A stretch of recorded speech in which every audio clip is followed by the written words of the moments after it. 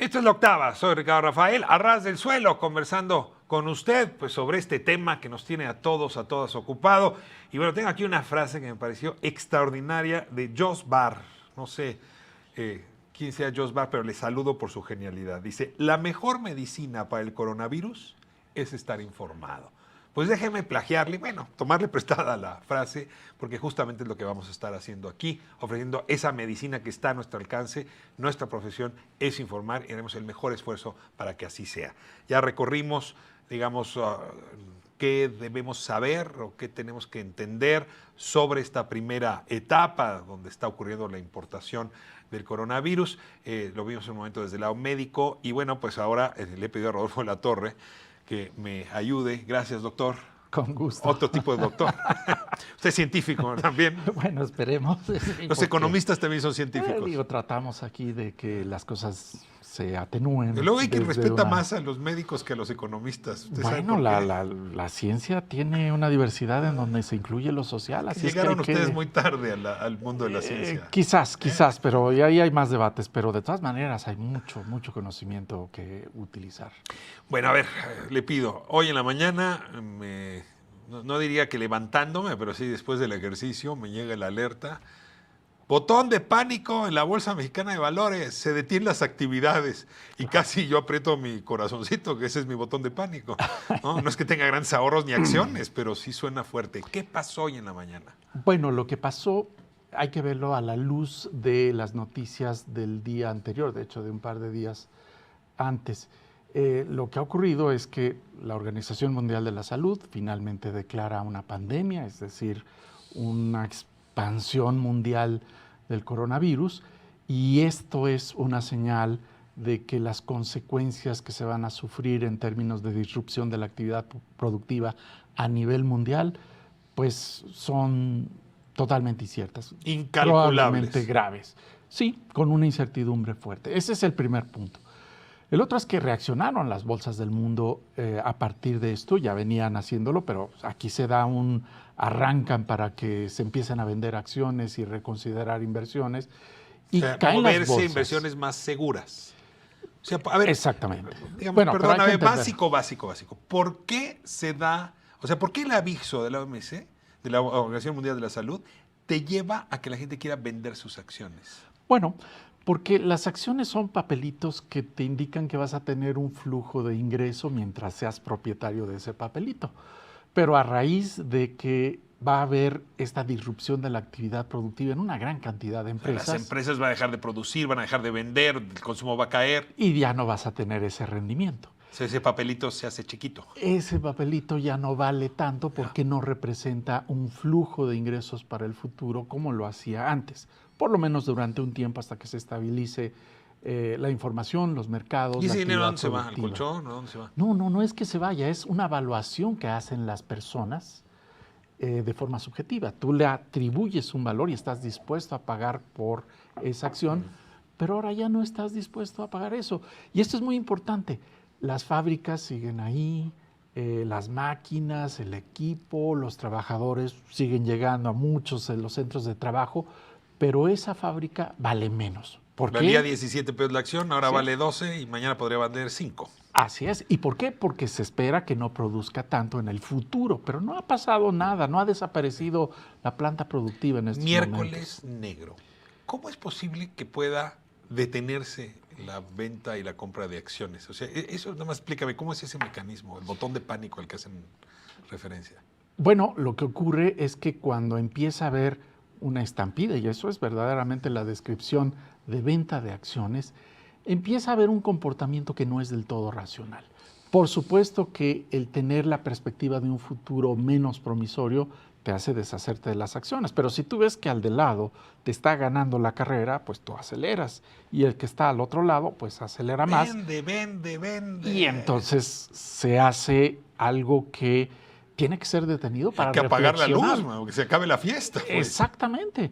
Y lo que ocurrió es justamente una suspensión de las actividades de la bolsa, que está perfectamente contemplada para que se haga una pausa, se reflexione acerca de si efectivamente esa es la conducta que se quiere proseguir en el futuro, y eso calma a los mercados. No quiere decir que va a detener la caída de la bolsa en el caso de México o de las bolsas en el caso del mundo, pero por lo menos va a regular un poco el ritmo de esa caída. Ahora, viene una caída de las acciones, pero pues siempre hay el Vivales que dice, ahora sí, están tan bajitos los precios de las acciones que compro, porque en el futuro pues el mundo va a seguir adelante. Y ahí las bolsas retoman.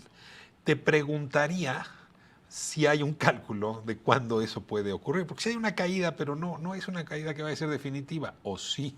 No lo hay, y consultaba hace unos momentos las declaraciones de Robert Shiller, uno de los premios Nobel de Economía que más conoce de estos temas, y decía que no está cercana esa reconsideración del valor de las acciones, ese rebote. Y la razón es que el virus está complicando la economía mundial, que ya estaba débil, y le está llevando al borde de la recesión. Y ahí no hay manera de que te pongas a comprar acciones esperando una recuperación que se vuelve mucho más lejana y más incierta. Por eso el rebote de esas acciones no se ve tan cercano. O sea, hay que prepararnos para que esto se caiga un buen rato.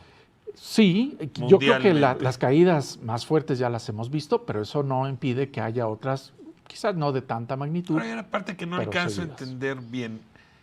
A nosotros nos ha pegado el coronavirus, ¿no? Entonces, ¿por qué nuestra bolsa se ve afectada? Pues que se afecte la bolsa cuando tengamos coronavirus aquí, pues todavía estamos en fase de importación viral.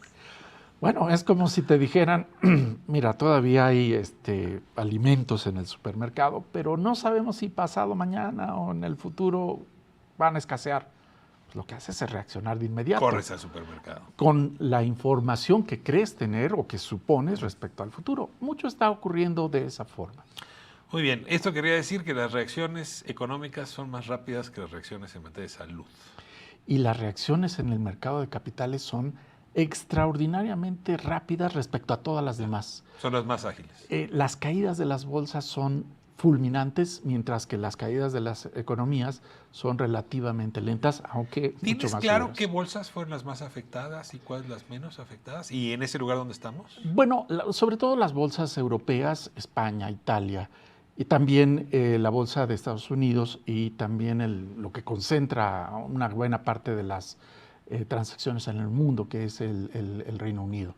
Ahí es donde se registraron altas caídas, y hay bolsas menos importantes. Ahora, también. A mí como ciudadano de pie, a ras de suelo,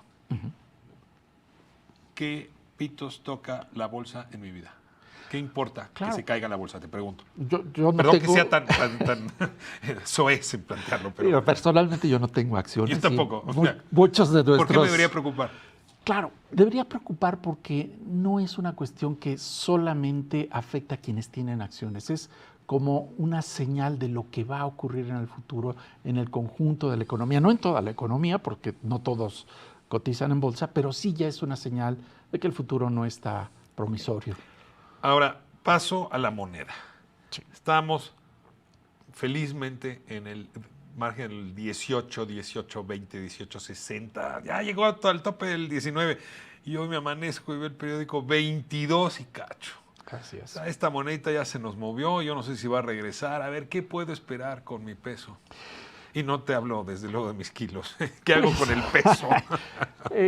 Todos los que tienen algún tipo de inversión en alguna moneda en algún país, pues se hacen la pregunta, ¿cómo le va a ir a este país? Y voy a poder recuperar lo que tengo invertido en la moneda de ese país. Y ante esta situación empiezan a irse a lo seguro, a las monedas de los países que, aunque vayan a tener problemas del coronavirus, son economías mucho más sólidas. ¿Tú prefieres comprar euros que pesos hoy? O dólares. Esto significa que por ahí habrá, digamos, una mayor solidez por muchas razones. Una historia quizás de crecimiento más lento, pero más seguro, mayor crecimiento de la productividad, menos vaivenes políticos de las políticas públicas. Entonces ahí hay cierto refugio de certidumbre. Por supuesto, el oro, que se toma como un símbolo para protegerse en estas eventualidades. Pero más que el oro en sí mismo es en dónde vas a colocar tu dinero de tal forma que no sea afectado de una forma tan drástica. Y de ahí que empieza a haber estos movimientos, y desafortunadamente el peso está dentro de las 3, 4 monedas más afectadas en el mundo, con mayores caídas. Plano. Así es. A ver, en algún momento hablamos de este tema.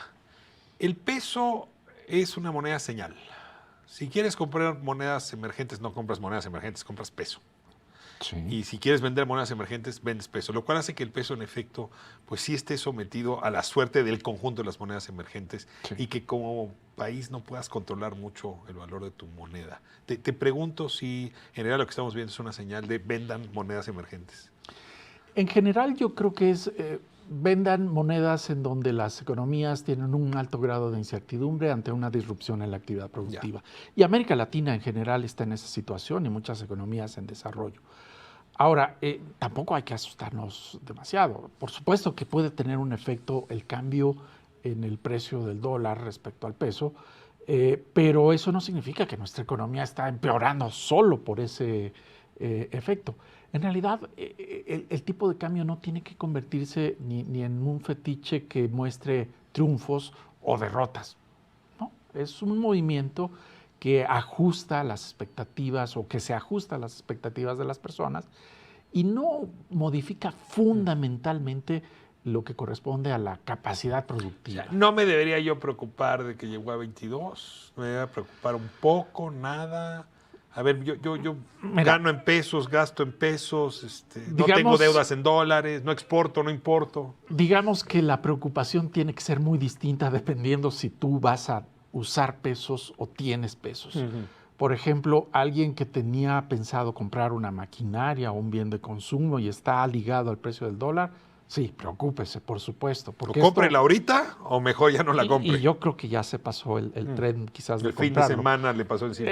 Yo la verdad no recomendaría ni comprar ni vender en estos momentos porque va a haber una muy fuerte volatilidad. No compres, no hagas crédito, no compres a crédito en dólares. Por supuesto, ahí evitar justamente estar expuesto a estas fluctuaciones a través de pues, arriesgar parte del patrimonio de las inversiones. Ahora, ¿va a haber en presión esto. inflacionaria importante con este movimiento? Sí, desafortunadamente parte de los precios van a estar ligados al tipo de cambio, aunque la liga no es instantánea. A mí me corte y regresamos. Dejamos así, lo dejo ahí. ¿Van a subir los precios de los bienes de consumo, de su gasto cotidiano o no a partir del coronavirus? Miren nada más lo que nos estamos enterando. Corte y regresamos. Esta es la octava.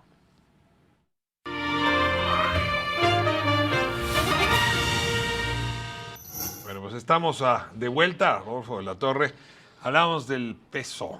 Como decías, Sí. el peso mexicano en las monedas que más se ha afectado por el coronavirus. Así es. Va a haber fluctuaciones.